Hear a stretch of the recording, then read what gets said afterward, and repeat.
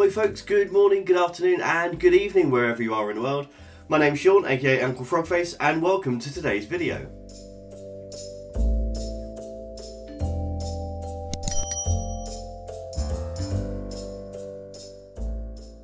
If you're new here, then welcome. If you're not new, then welcome back. It is Friday, so that means it is crafting day, and I'm actually going to be using crafts to solve a little bit of an issue.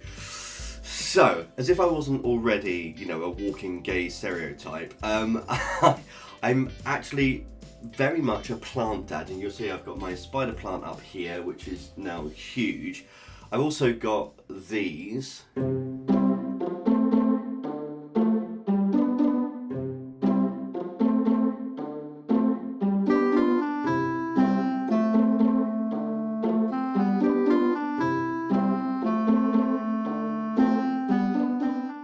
And a few others scattered around the house as well. So the issue that I have is not that I have too many plants. That's never an issue, despite what my husband says. Yeah. My issue is that as well as being a plant dad, I'm also a cat dad to this little monster.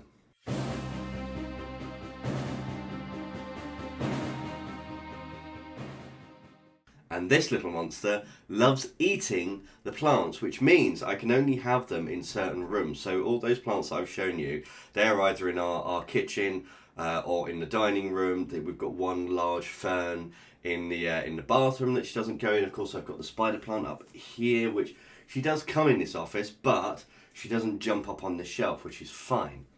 So the issue that I have is last year, about 12 months ago, I saved a little tiny, almost dead Pothos. So it's actually turned into this. It's not done too badly, but it's not really liking where it is at the moment in the dining room.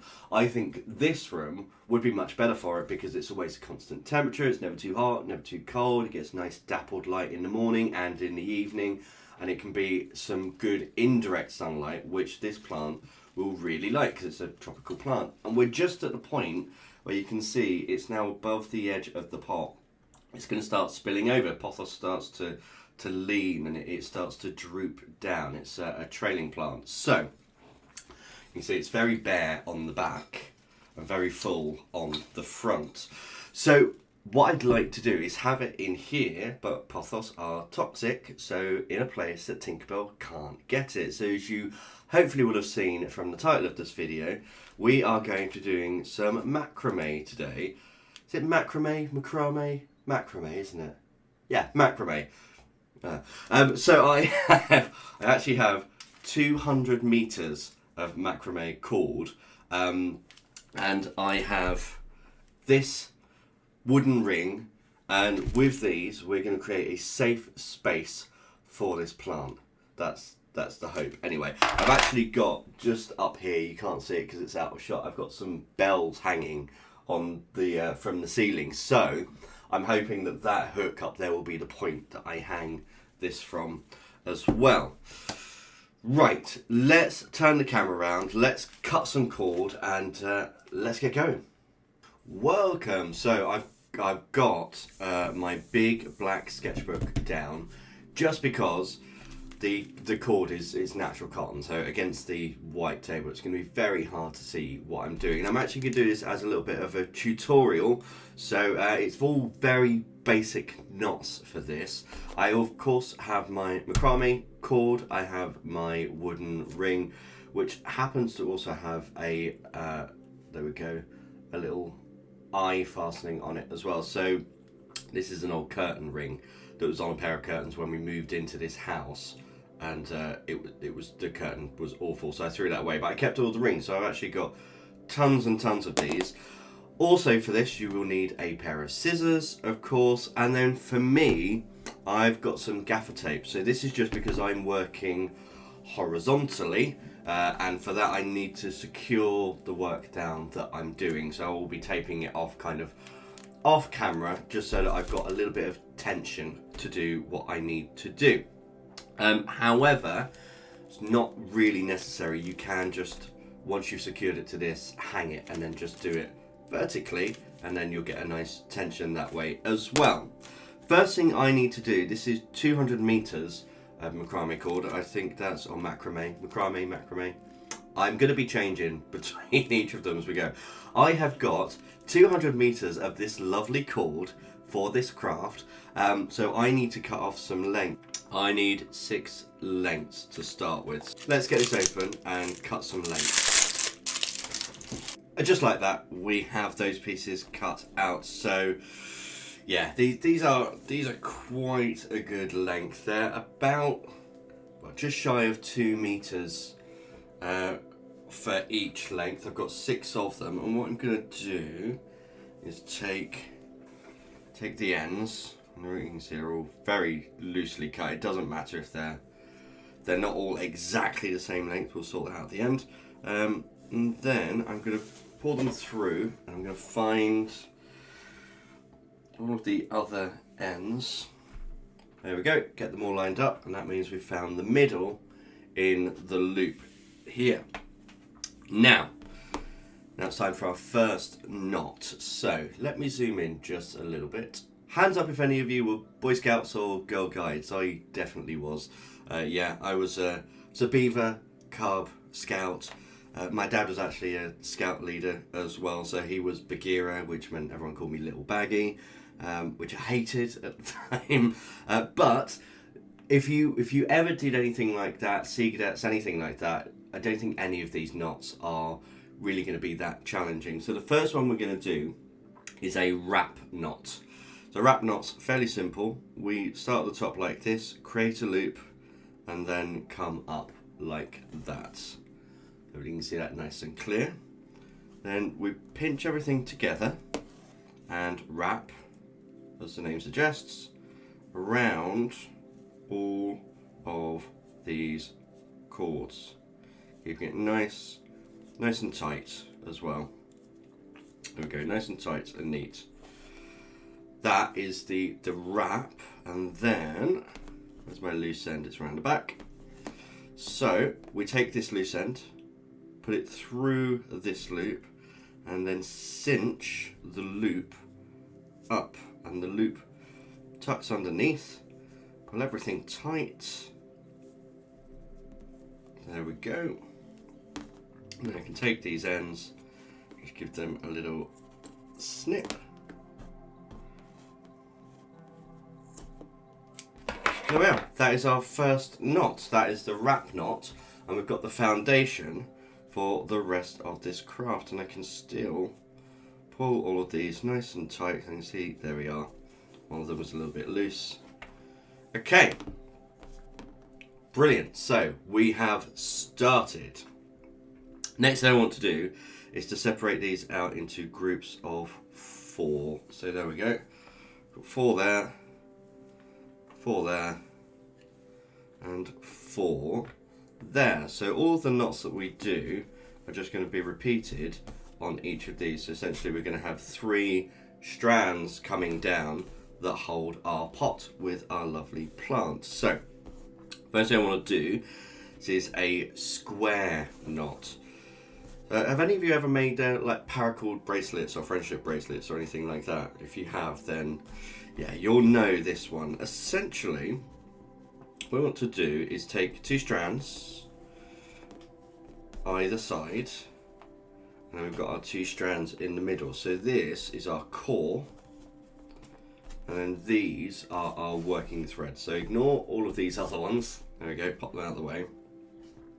So a square knot is fairly simple. We take the right hand cord, we pass it over the 2 core ones, then the left hand cord goes over the right, under the 2 cords, and pulls through, and then we cinch everything together like that. So that is half the square knot. Then we do the opposite going backwards, so left over the 2 working cords, right comes under and through the loop, and then we pull all together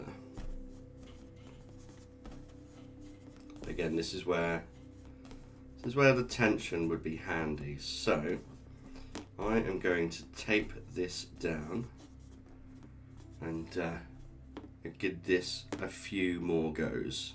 Right, so there we go. We've got a nice firm square knot, and I've gone 4 times on this. So right over left, then left over right, then left over right, right over left. I've done that 4 times, and that gives this little section here. What I need to do now is exactly the same on this section and this section. So give me a minute and I'll come back once we have got these two matching this one.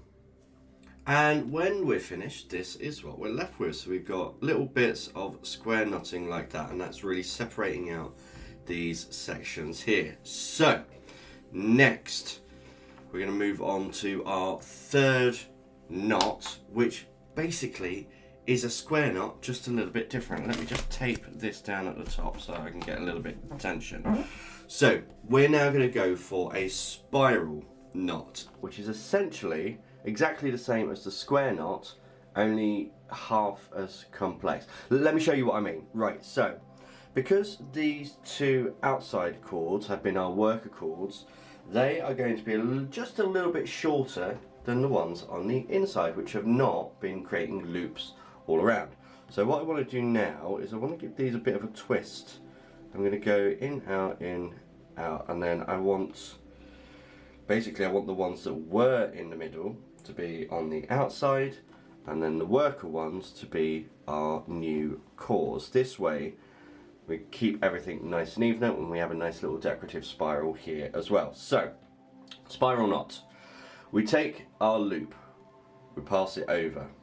Looking familiar so far? We take our left one, we go over the right, under and through the loop, and then we pull and cinch it up to where we want. So I think it's going to be about there. Okay, this is where we are different from the square knot. So we take our right one, we create a loop, left one comes over the top, under and through. Looking familiar? Yeah, it's the same step over and over. So where with the square knot we were alternating and going one way then the other way, then one way then the other way, this one we are just doing the same over and over. Right goes under, left goes over the right, under, through the hole, and then we pull tight.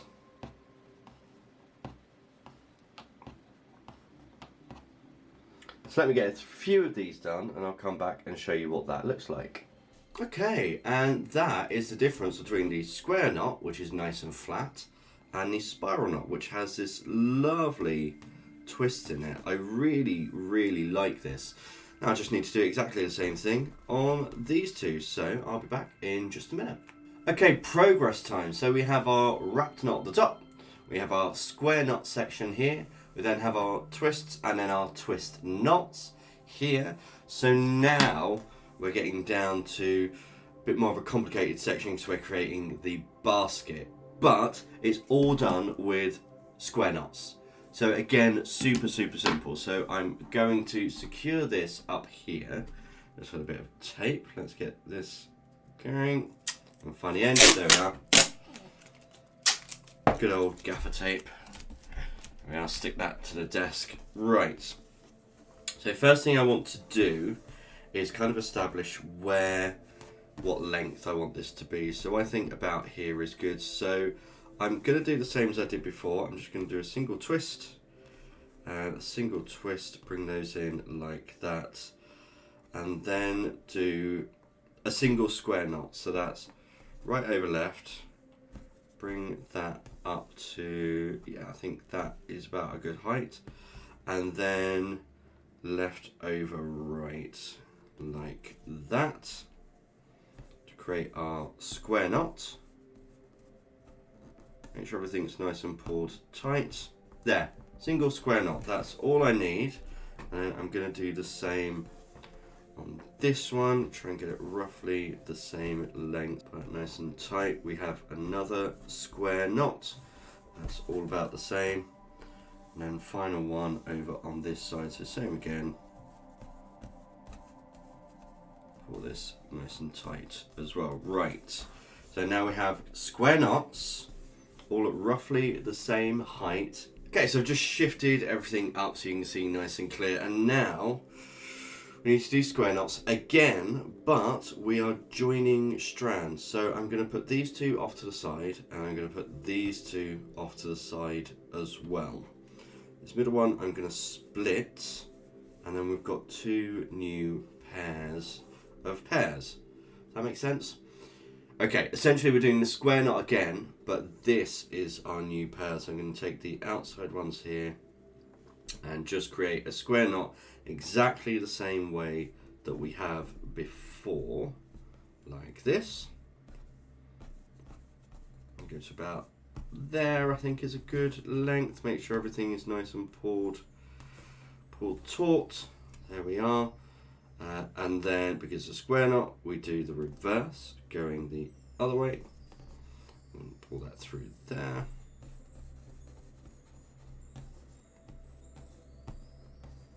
There we go. Again, make sure it's nice and tight.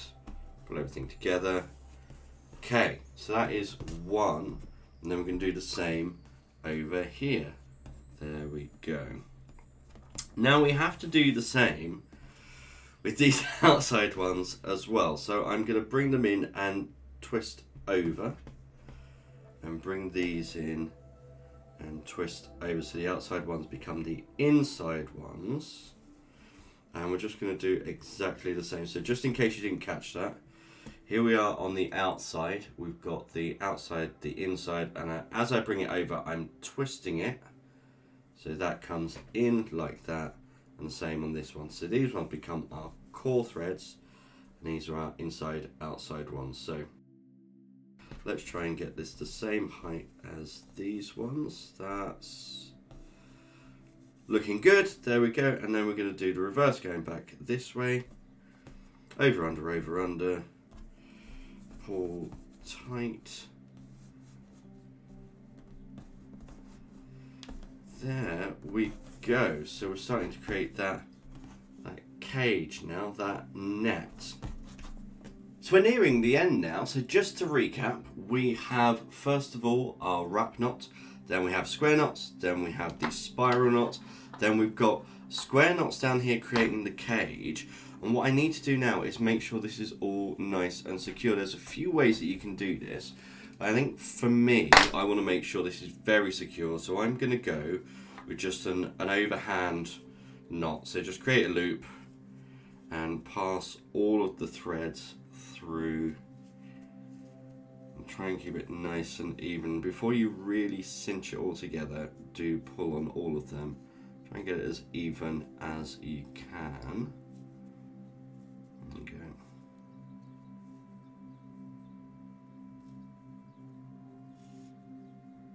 There it is. You can see there's a loop there. I'm trying to find what thread is creating that loop. There we are. Lovely. And the more time you take with this, the neater it's going to look in the end. Because what I'm going to do right at the very, very end is cut these all to the same length and then fray all of the loose ends. Okay, so I've got a nicely cinched knot here. So now I just need to go and cut these all at the same length. So I'm going to find the shortest one. There we are. Great. So chuck the fluff away. I'm just going to go through and separate these all out. So literally untwist them. There we go. So I'll be back in just a moment. There we are, a little time later, and this is what we're left with. So once I started untwisting them, I actually got a dotting tool that I had. You can see bits of fluff on it. I just ran it through and it helped to separate it out even more. And we get this nice fluffy tassel on the end of there. So that is it. We are completed now with this. The only thing left to do is to put the plant in it. So I think I'm going to start by taking the old Pothos and taking it out of the ceramic container, the plastic pot inside. I'll put the ceramic pot in first, then I will put the plant in so that I'm not damaging the plant at all. And then we'll hang it up. Maybe I'll hang the ceramic bit first and then pop the plant in. We'll see. Okay, let's figure this out, and when you come back, hopefully we'll have a plant in its hanger. Okay, are we ready? There we go, all finished, plant in place. The only thing left to do is to hang it up. So I'll get that done and share some pictures right at the very end.